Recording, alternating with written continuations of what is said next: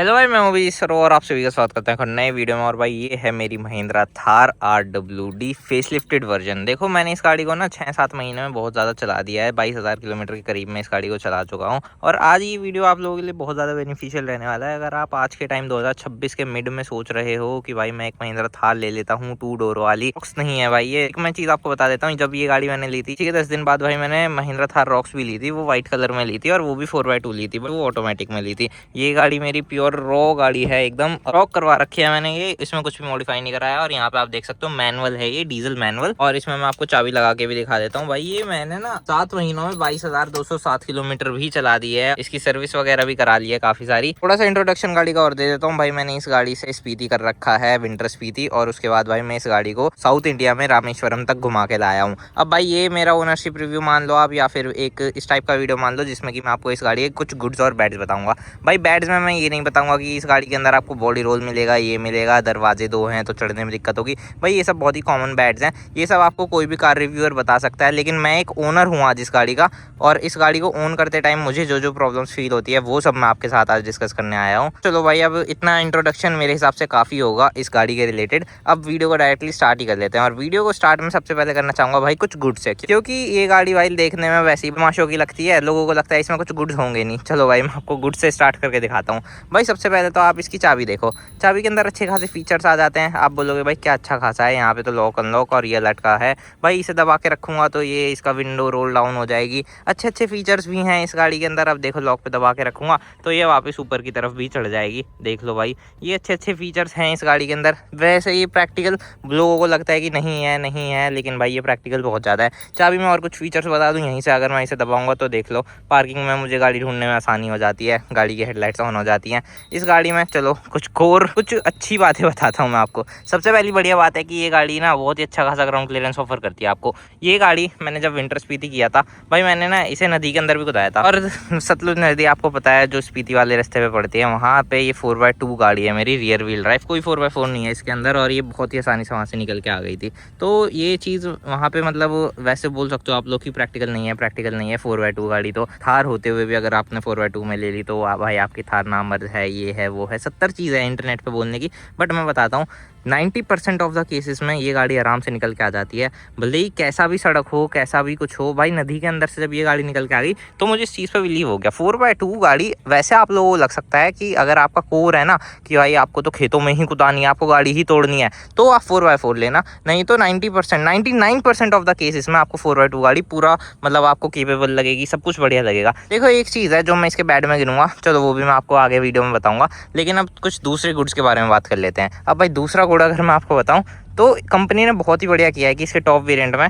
इसमें halogen bulb दिए थे। भाई ये चीज़ तो बैड में होनी चाहिए, मैं गुड में क्यों बोल रहा हूँ। भाई मेरे पास चलो ऑप्शन तो है कि मैं इन्हें चेंज करा सकता हूँ, इनमें थ्रो अच्छा नहीं था भाई हेलोजन बल्ब में, मैंने इनके अंदर LED डलवाई। अब मेरी गाड़ी में बहुत अच्छा खासा थ्रो है। मेरी जो थार रॉक्स है उसमें टॉप वेरिएंट ले रखा है AX7L लग्जरी वाला, एकदम उससे ऊपर कुछ आता ही नहीं। भाई उस गाड़ी के अंदर मैं हेडलाइट चेंज ही नहीं करा सकता, या तो मैं आफ्टर मार्केट फॉग लैंप लगवाता घूमूँ उसके अंदर। कंपनी से उसमें जो आते हैं वो मतलब केपेबल से इतने हैं नहीं, या मैं वहाँ पे उसमें लाइट्स वगैरह चेंज करवाता फिरूँ, वो सब चीज़ें मुझे समझ में नहीं आती। आफ्टर मार्केट भाई मैं इस गाड़ी को ही लेके नहीं गया आज तक, उसे तो क्या ही लेके जाऊँ, वो टॉप मॉडल, ये भी टॉप मॉडल, मतलब मुझे कम पसंद है आफ्टर मार्केट काम। अब भाई ये चीज़ मैंने गुड में गिनी है क्योंकि इसमें अच्छा खासा थ्रू मैंने बाहर से बनवा लिया, कंपनी ने बेशक से ना दिया हो, बट भाई मुझे अच्छा लगा कि मैंने बाहर से इसके अंदर थ्रू वगैरह बनवा लिया है। चलो आपको तीसरा पॉजिटिव बताता हूँ। भाई तीसरा पॉजिटिव, दोबारा से मैं गाड़ी के साइड में आ गया हूँ। मेरे लिए ये गुड है, आपके लिए ये बैड होगा। मैंने जिस टाइम पे ये गाड़ी ली थी मुझे 80 टायर मिले थे। अब 80 टायर की अलग कहानी है भाई, अगर आप लोगों को बताऊं रोड नॉइज़ थोड़ी ज़्यादा मचाते हैं, थोड़े से मतलब अलग टाइप के होते हैं। देख सकते हो आप इनमें कितना ज़्यादा आपको पैटर्न अजीब सा देखने के लिए मिलेगा। बट जिन्होंने भी मुझसे 1 हफ्ते बाद गाड़ी ली थी भाई उन लोगों को सबको हाईवे टेरेन टायर्स मिले हैं। अब 80 टायर्स मेरे लिए इसलिए अच्छे हैं क्योंकि मैं इस गाड़ी को कहीं भी ले जाने से पहले सोचता नहीं हूँ भाई। चाहे मैं ऐसे प्लेन रोड्स पर घूम रहा हूँ, चाहे मैं कच्चे में इस गाड़ी को कुदाऊँ, मुझे सोचना नहीं पड़ता। थोड़ी सी एक्स्ट्रा गियर प्रोवाइड कराते हैं ये मुझे, इसके लगे होने की वजह से मुझे गाड़ी के अंदर थोड़ा ज़्यादा कॉन्फिडेंस आता है। अब भाई चलो फोर्थ पॉजिटिव बता देता हूँ मैं आपको इस गाड़ी का, फोर्थ गुड चीज़ बता देता हूँ। भाई इस गाड़ी के अंदर ना सबको लगता है कि इस गाड़ी के अंदर आप लोगों को जो स्पेस वगैरह है वो देखने के लिए नहीं मिलता। ये गाड़ी इतनी स्पेशियस नहीं लगती लोगों को। अब भाई मैं आपको बताता हूँ, मेजरली या तो मैं उस सीट पे रहता हूँ या फिर मैं पीछे रहता हूँ। इस सीट पे मैं बहुत कम बैठा हूँ और इस सीट पे मतलब मुझे कम पसंद है बैठना, नीचे उतरना पड़ता है सब कुछ। भाई ये चीज़ ना बैड में आप गिनोगे, मतलब लेने से पहले आप बैड में गिनोगे। भाई मुझे पता थी ये सब चीज़ें कि इस गाड़ी के अंदर ये वाले ड्रामे हैं कि आपको ये सीट ऐसे आगे करनी पड़ेगी, उसके बाद आप पीछे जा पाओगे, ये वो। भाई ये सब फालतू चीज़ें होती हैं। जब आप इस गाड़ी को ले लोगे आप अपने आप शरीर आपका इस तरीके से अडेप्ट हो जाएगा, आपको यही गाड़ी समझ में आएगी और कोई गाड़ी आपको समझ में ही नहीं आएगी। पीछे आप देख सकते हो रिक्लाइनेबल सीट्स हैं, अच्छी खासी रिक्लाइन कर रखी है। पीछे जितना कंफर्ट मतलब आपकी कमर को इस गाड़ी में मिलता है नहीं मिल सकता भाई किसी और गाड़ी में। यहाँ पे आपको स्पेस थोड़ा कम लगेगा क्योंकि भाई ये सीट नीचे से तो फिक्स है। अब आगे ड्राइवर वाली सीट मैंने देखो कितनी पीछे कर रखी है, उधर लेग रूम बेशक से कम है लेकिन उधर रिक्लाइन एंगल बहुत ज़्यादा है। इधर आपको बेशक से लेग रूम ज़्यादा मिल जाएगा, इधर रिक्लाइन एंगल मैंने कम कर रखा है क्योंकि डिग्गी भी मुझे एक्सेस करनी होती है। 4 आदमियों को बिठा के अच्छी लंबी लंबी ट्रिप्स मार रखी है मैंने इस गाड़ी से, रामेश्वरम तक, स्पीति तक, मतलब ऊपर से लेके नीचे तक पूरा इंडिया नाप दिया। उसके बाद में ये सब चीज़ें बता रहा हूँ आप लोगों को। तो ये चीज़ भी भाई इस गाड़ी के अंदर गुड़ ही थी। अब आपको कुछ और गुड्स भी बताता हूँ, लेकिन आप बोलोगे भाई बैड भी तो बताओ। भाई बैड वीडियो के लास्ट में है ना, क्योंकि मैं इस गाड़ी को ओन कर रहा हूँ। सबको लगता है कि ये गाड़ी बैड ही बैड है, लेकिन कुछ गुड्स हैं जो मुझे लगते हैं वो तो आपको बताने सबसे ज़्यादा मेरे लिए ज़रूरी है। अब गाड़ी के अंदर मैंने चाबी लगा दी है। अब भाई थोड़ा सा ना गाड़ी के अंदर चल के बैठता हूँ। देखो ये भी मुझे एक गुड लगता है कि आपको 15 लाख, मतलब मैं आपको इस गाड़ी की एक्चुअल वैल्यू बताऊँ, मैंने तो 14.5 लाख में खरीदी थी। 14-15 लाख रुपए में ऐसी कोई सी गाड़ी नहीं है जिसमें आपको इस तरीके से ऐसे चढ़ने वाली फीलिंग मिले, ऐसा टोहरा मिले। पर ये सब चीज़ें भाई मैंने टोरे के लिए कभी गाड़ी नहीं ली थी, मेरे अंदर वो दिखावे वाली चीज़ है भी नहीं। मैं तो आपको यहाँ पे ये दिखाने आया हूँ कि भाई अगर आप इस गाड़ी को लेते हो ना, जो इसकी सबसे बेशक से बड़ी बैड चीज़ हो लेकिन ये इसकी गुड चीज़ है, अगर आप इस गाड़ी को लेते हो तो आपको यहाँ पे 15 15.5 का ऑन हाईवे माइलेज देती है ये डीजल के अंदर। भाई आप मुझसे शर्त लगा लो 15 से नीचे इसका माइलेज नहीं जा सकता हाईवे के ऊपर। मैंने लंबी लंबी ट्रिप्स में देखा है भाई, और ये ना 17-18 भी चला जाएगा अगर आप इसे 80 पे चलाओगे। मैं इसे खींच के चलाता हूँ 100 पे, और 100 पे चलाने के बाद ये मुझे 15 का एवरेज देती है। अगर मैं इसे दाबम दाब रखूँ पेलम पेल, देख लो। अगर वैसे तो ये गाड़ी है नहीं भगाने के लिए, 120 मतलब 100 के ऊपर नहीं भगानी चाहिए। मैंने देखा है लोग इन्हें यहाँ तक टच करा के रखते हैं, उसके बाद फिर ये बेशक से आपको दे देगी 11-12 का ऑन हाईवे, लेकिन आराम से चलाओगे 100 की स्पीड तक, लिमिट्स तक, तो ये आपको 15-15.5 दे देती है। एक चीज़ और बताना चाहता हूँ, 15 लाख रुपए में ऐसी सिटिंग, कमांडिंग पोजीशन, ऐसा आपको ऑरा भाई नहीं मिल सकता, कहीं भी नहीं मिल सकता। सब 4 मीटर SUV क्या आप टॉप वेरिएंट्स उठा लो, नहीं है भाई ये वाला ऑरा नहीं है कि आप मार्केट के अंदर से निकल रहे हो इस गाड़ी को लेके।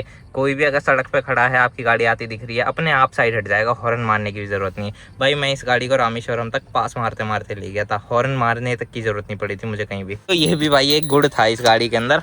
अब मैं इस चाबी को बाहर निकालता हूँ और थोड़े से बैड्स गिनवाता हूँ आपको इस गाड़ी के अंदर। जो बैड्स शुरू कर रहा हूँ मैं भाई, वो बैड्स ये नहीं है कि इस गाड़ी के अंदर ब्रेक नहीं है, इस गाड़ी के अंदर भाई कंफर्ट नहीं है। भाई ये सब बकवास चीज़ें लगती हैं मुझे। 70 से 100 के थिएटर आपको देखने के लिए मिल जाएंगे जो कि ये सब चीज़ें गाते हुए मिल जाएंगे, पर मैं ओनर हूँ आज इस वीडियो के अंदर, तो चलो मैं आपको इसके सबसे पहले बैड की तरफ लेके चलता हूँ। भाई सबसे पहला बैड है इस गाड़ी के अंदर इसके बम्पर्स। भाई बम्पर्स आप बोलोगे बम्पर कैसे है भाई बैड, ये तो आपने ही बताया था 3000 रुपये का 3500 रुपये का बम्पर मिल जाता है, इसे बैड कैसे बता रहे हो। भाई ये बम्पर हार्ड प्लास्टिक के अंदर है। जो नॉर्मल गाड़ियाँ होती हैं अगर आपकी कहीं रगड़ी जाए तो आप उसे जाके आराम से रिपेयर करा सकते हो उसे, मतलब थोड़े से पैसों में आपका काम चल जाएगा, 500-1000 रुपये। भाई मेरे पास आना और डिस्काउंट करा दूंगा आपका। लेकिन अगर इस गाड़ी का बम्पर कहीं भी अड़ता है, चलो मैं आपको ये भी बता देता हूँ, मेरी गाड़ी का पीछे से एक्सीडेंट हुआ था भाई, ये वाला पोर्शन लगा था मेरी गाड़ी का, और देख सकते हो रीपेंट वगैरह करा के, किसी को पता भी नहीं चलता कि ये यहाँ से मेरी गाड़ी लगी थी, बस हल्का सा पेंट में क्रैक आ गया है जो कि ओवर द टाइम आ ही जाता है। देखो यहाँ से मेरी गाड़ी लगी थी, ये वाला बम्पर हल्का सा लगा था, पर ये हल्का सा लगते ही फट गया था। अब मुझे ये बम्पर ना दोबारा डलवाना पड़ा। अगर ये मेरी कोई दूसरी गाड़ी होती तो मैं उसे वही रिपेयर करवा देता। ये 3500 रुपये का मैंने बम्पर दोबारा लगवाया था। ये जो क्लाइडिंग है ये 1300 रुपये की लगाई थी। ये गुड चीज़ भी है कि आपकी ये जो चीज़ें हैं ये बहुत ही ज़्यादा सस्ती पड़ जाती हैं, पर ये बैड ये है कि ये हल्का सा टच होते ही आप लोग भी पूरे तरीके से फटके टूट के अलग हो जाएगी, फिर आपको नया ही डलवाना पड़ेगा। उसके बाद अब भाई दूसरे बैड की तरफ चलते हैं। दूसरा बैड जो अभी मैंने आपको माइलेज दिखाया ना, दूसरा बैड भाई इंजन है इसका। 1500 सीसी का जो इंजन है भाई, मैं चलाने में कोई कमी नहीं बता रहा भाई, मैंने इस गाड़ी को 22,000 किलोमीटर चलाया। बहुत ही बढ़िया मक्खन मस्त इंजन है, सब कुछ बढ़िया है। बैड ये इस चीज़ में है 1500 सीसी का है, 4 सिलेंडर है, टर्बोचार्ज है, और ये डीजल इंजन है, निकालता है 115 bhp, 300 न्यूटन मीटर्स का टॉर्क। पर ये ना रियल लाइफ में जब आप इसे मतलब भगाने की सोचोगे, 0 to 100 इनिशियल पुश मारोगे इससे, तो भाई ये ना 3000 RPM के बाद रोती है।